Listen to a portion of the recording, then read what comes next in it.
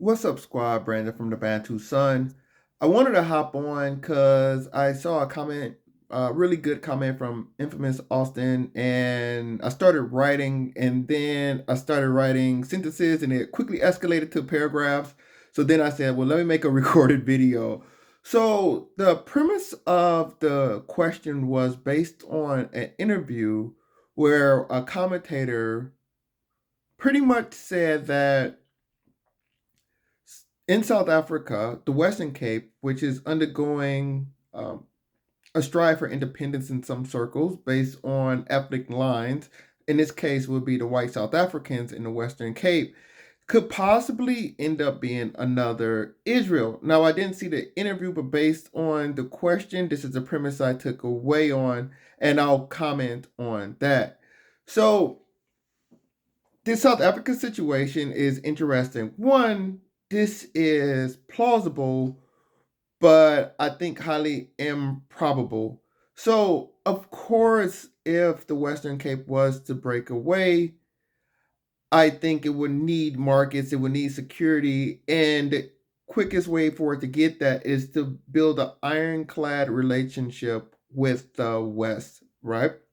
And there would be a similar situation with Israel, with some people seeing Israel not only as a Zionist state, but also a Western outpost in the Middle East, representing Western interests and giving Western support in a non Western region. And this will be a similar case in the Western Cape. So, this country itself, South Africa, the premise of it goes back to the Dutch East Indies being a very critical point of trade between the Indian and Atlantic Ocean. So I do have a documentary out there. I'd rather find one, I must say. And I say that modestly. So if you get a chance to check out my South Africa documentary, go ahead. I'd love to hear your thoughts on that. But I think this is improbable because of the demographics. Now, it's the demographics and the economics. So, from a demographics point of view, the white population in South Africa is relatively large for sub Saharan Africa, but extremely small for any other case study. I think it's roughly around 5 million people, if that, roughly half the population of Israel. So, it's a very small population. The Western Cape is, I will say, relatively resource poor. So I always consider them the California of South Africa. It has a very unique weather. It can grow some great crops such as wines, but it doesn't have a demographic health such as California will have in America, and it doesn't have the like oil resources that California will have in America. But outside of that, it's a different temperature. Is complementary to the rest of our tropical Africa, and it provided a great place that Europeans found easy to settle because it's similar climate to parts of Europe. And so South Africa would definitely, the Western Cape would definitely need resources and support to survive on its own, especially out there on the far outskirts of the African continent, away from great population centers in the world, mostly in the northern hemisphere. And this move will also make it a pariah amongst its African neighbors as well. Another reason why I find this to be improbable is because they probably would need the support, because this is what would happen, right? You would probably need the support if you was on the Western Cape of the Zulus. So of course, when South Africa became a republic eventually, the Zulus, which is probably the largest ethnic group, roughly around 10 million people plus, the Zulus, being the largest ethnic group in South Africa, necessarily didn't want to be watered down, and that's pretty much what the coalition did, was it watered down Zulu power because it's made South Africa into this confederation where all these different ethnic groups getting a say. Now, one of the plans that the whites had was when they were ruling apartheid was Bantu stans trying to create pockets like a federal republic sort of setup, and the Zulus would have benefited from it greatly. what made the ANC so powerful and what allowed for the unification of South Africa relatively peacefully was the eventual Zulu buy-in. So if you were to see a Western Cape that wanted to be independent, they would have to get Zulu buy-in. And that would either turn South Africa into a Zulu-run state, pretty much, or it would separate into its own country, which caused even more issues, like a complete breakdown in administrative control of South Africa, and you will get that would lead to civil war and numerous confederations as different power centers try to vie for supremacy in the remaining land, with the exclusion of the Zulus in the Western Cape. And then it's only a matter of time before future powers probably try to reintegrate the country back together. So it's just a lot of complications. It's not the demographic health. The population of Gaza and West Bank is extremely small, less than 5 million people, I believe. Now, whereas Black South Africa is vastly more, it's about the country is mixed primarily between whites, mixed race, and Asians, probably making 10 to 15% of the population, and the rest are going to be Black Africans. And I just like apartheid, South Africa, I just think the indigenous resistance would be too strong for to allow the existence of a non-unified South Africa. I believe. I don't think that. I think colonial powers had problems in Africa in the long run, which is why a lot of these countries got independence. Because a lot of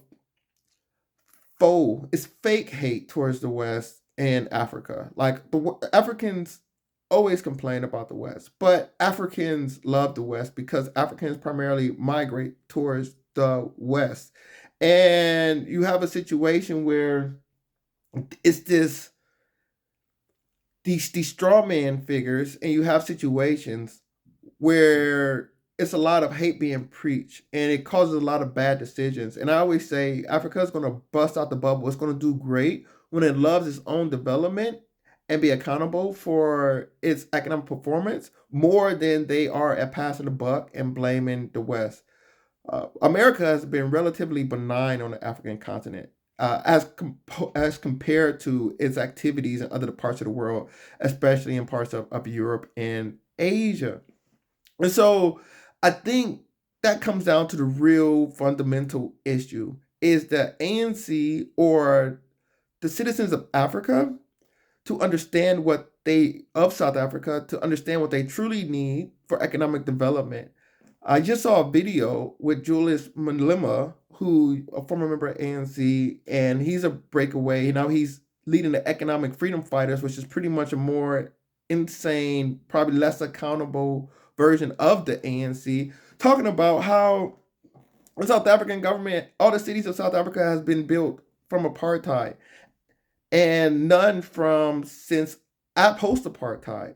Now, this is the crux of the matter is for even the conversation of these breakaway republics, this is the real conversation, is even the conversation of these breakaway republics in the Western Cape. The idea that people are so fed up with the poor governance of South Africa, and the citizens continuously want to scapegoat whites.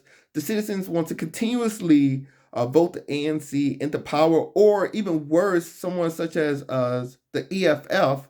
All these people who scapegoat, no one's really bringing accountability. Nobody's really trying to grow the economy. Everybody just want to take their share off the top. So the scapegoating of these white South Africans, like very few people from the outside can really get upset. They're saying we're tired of the bad governance, and then on top of the bad governance, we get blamed for everything that occurred over 30 years ago. And instead of the government taking accountability and actually being responsible for delivering results to its people and its citizens, holding it to a high standard. So, yeah, of course.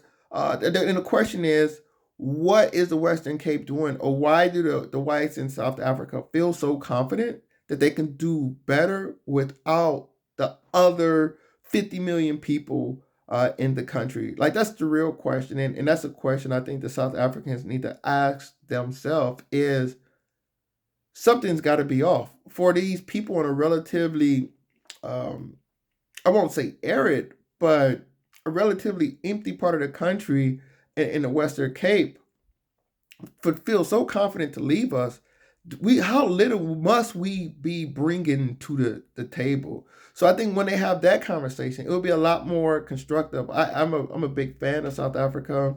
I'm married into a South African family, so I really want the country to do well, but it's a lack of accountability that has to be dealt with at some point. And when you have leaders that are not holding up that mirror and saying what can we do better, like that's the real problem.